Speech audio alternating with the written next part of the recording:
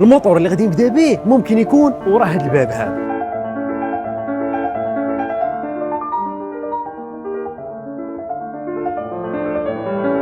هذه اول مره غادي ندخل لا ميزون ديال الفوج.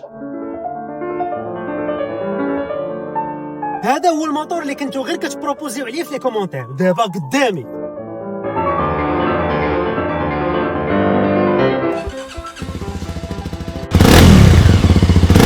عمركم شفتوا شي واحد كيدخل باش ياخذ قرار كيلقى راسو دايش عاوتاني كسر راسي سخون العافيه خارجه؟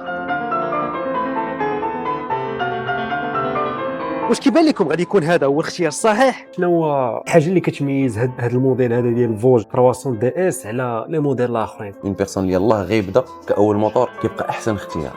واحد يلاه بادي كيفكر كونسوماسيون، كيفكر بيز غوشانج، كيفكر بزاف الحوايج. دونك هادشي كامل تحيدوا عليك 300 دي اس. كونسوماسيون راه كتكونسومي 2.6. بالنسبه لي بيز غوشانج الحمد لله راهم كاينين كو سوا عندنا هنا في لا ميزون او لا على برا. بالنسبه لا غارونتي كاينه عندك عامين الغارونتي. باغ اكزومبل غادي لقيتي ليكرون فاليك ولا شي حاجه حتى هي داخله في لا غارونتي عندك. الا كنتي بلاصتي غادي تزيد تكمل كتقلب مازال ولا غادي تختار من دابا؟